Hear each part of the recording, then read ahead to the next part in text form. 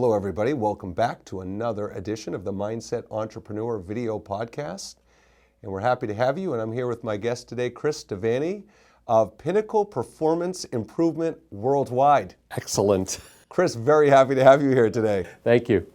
Chris, you know, I gotta ask. It's just coming in my head now. I want to know. So when you were like 10, 11 years old, and your parents came up to you and said, "Son, what do you want to do when you grow older?" Did you say, "I know, I want to start Pinnacle Performance Improvement Worldwide"? Did it go like that? No, Nothing like not that? quite. Not quite. Okay. I think first I wanted to be a firefighter.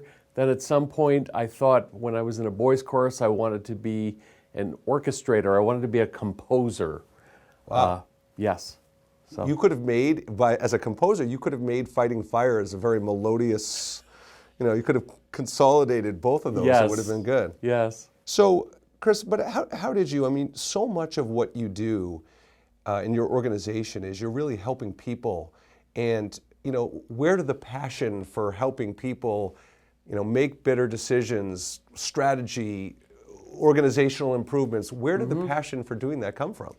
Well, its origins actually started in my childhood. Grew up in Nutley, New Jersey. We had a side street called Oakcrest Place. There were about 20 of us kids who were all within ages 5 years apart. And we would play like kids. Softball, kickball, kids, fights, arguments. I was always the peacemaker. I was always the one who intervened. And my mom was convinced I was going to go to work in the State Department, but then there was a big there was a big change when I was in college. Yes. Now, before we go any further, Chris, it's a very important question. Recently, we had Enrico Petrocelli on the show and found out he was from New Jersey, and I had to just vet out. You weren't a Yankees fan growing up, were you? Correct. I was a Mets fan. Okay. Well, all right, but you come to your senses. Red Sox fans will have to forgive me, but come in 1986, I became a Red Sox fan. Thanks for joining us today on the... Oh, no, I'm just kidding. No, Chris, all kidding aside. So, actually, to me, that's a really cool story. So you're a peacemaker as a kid, because to me, I think there are a lot of things as you're growing up that you see signs that are going to show you, kind of lead you to what you ultimately do. Yes. And then I know you had talked to me before the show about an experience you had at Boston University, which I'd love for our audience to hear that. I thought it was very interesting. Thank you. Here I was, a sophomore, in organizational behavior class with Dr. George Lapovitz, himself a practicing management consultant.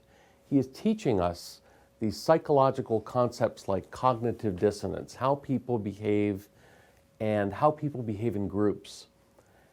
He was so skilled as a presenter and as an instructor, in part because he was a practicing management consultant.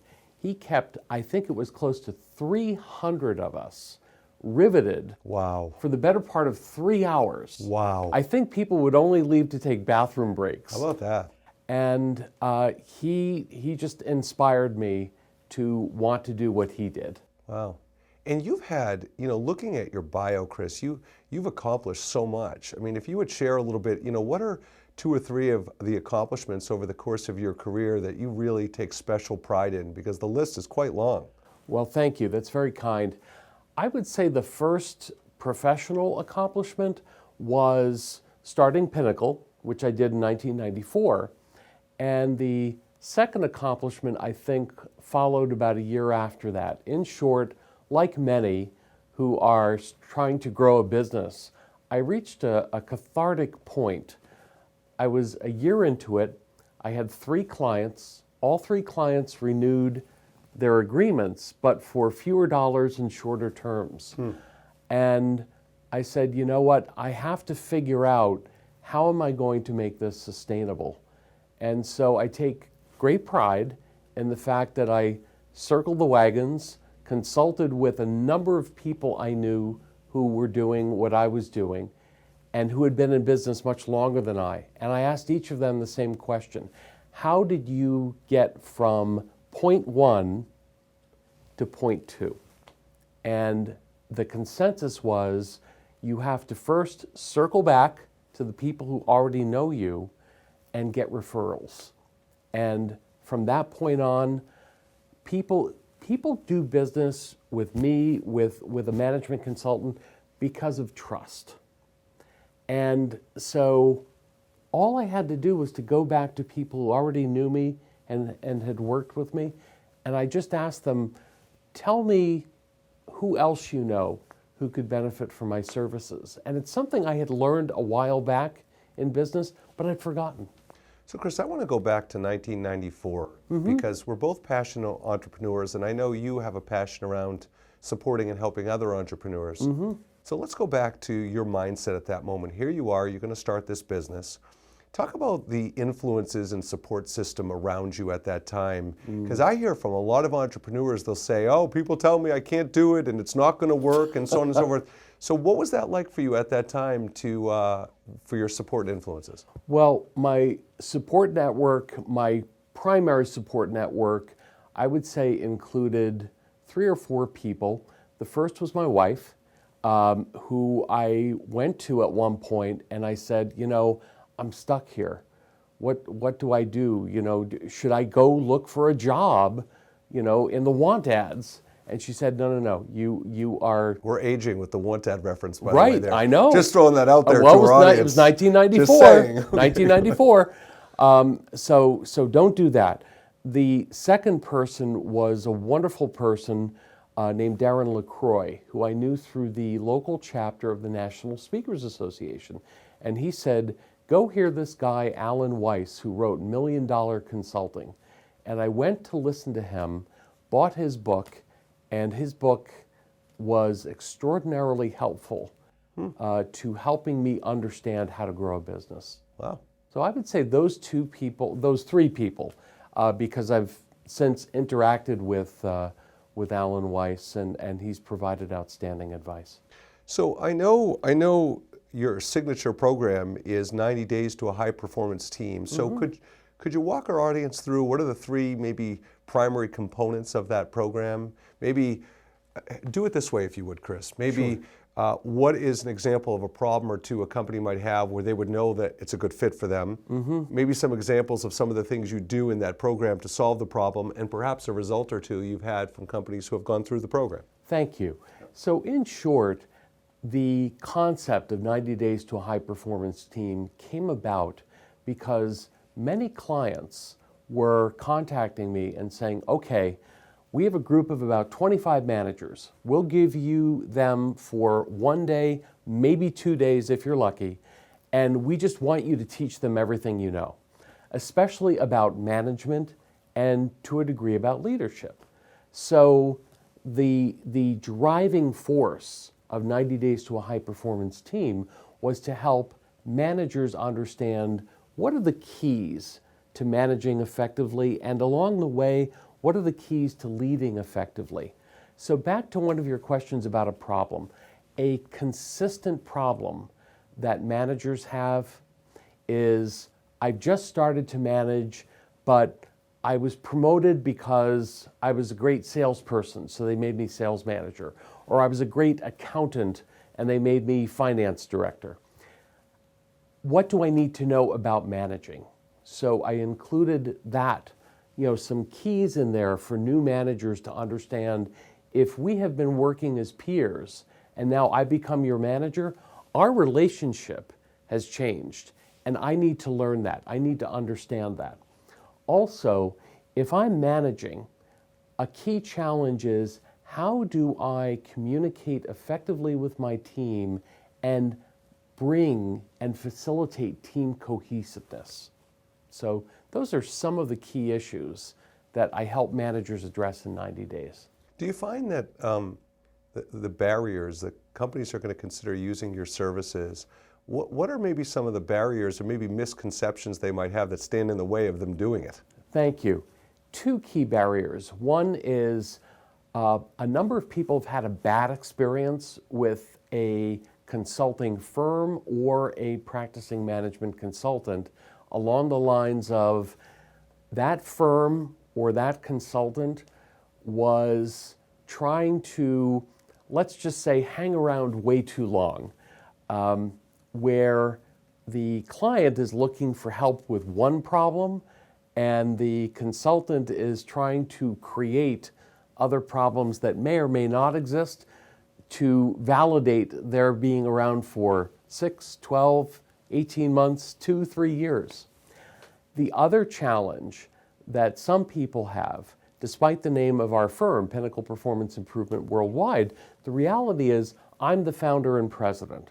So from a practical standpoint, I hire people on contract as clients want. So sometimes there's this perception, oh wait, he's a one-man shop, I mean, how helpful is he going to be in the long term? So I'd say those are the two key barriers that we have to overcome.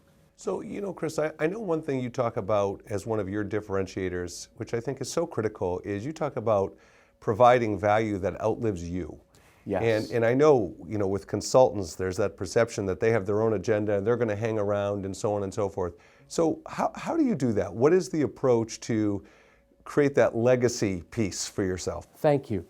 It starts with asking questions, and it builds on that by asking the right questions and getting to the crux of what are the real wants and needs of this particular individual, this group of people, these executives, these managers, this team. What are their true needs? And by identifying the true needs that exist, often we discover, or we help the client discover, a deeper, broader need. For example, I'll get a call sometimes, well, we need help. We need you to come in and teach our people about sexual harassment. And that's an important problem that needs addressing with some instruction.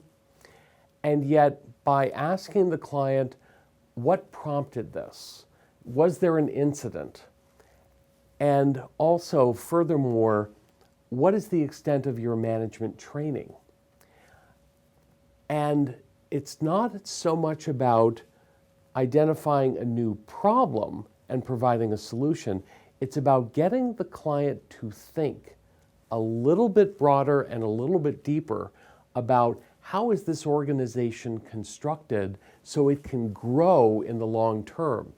And so part of what we will often help clients do is understand how can we grow this business for years and years to come? How can we identify new growth opportunities?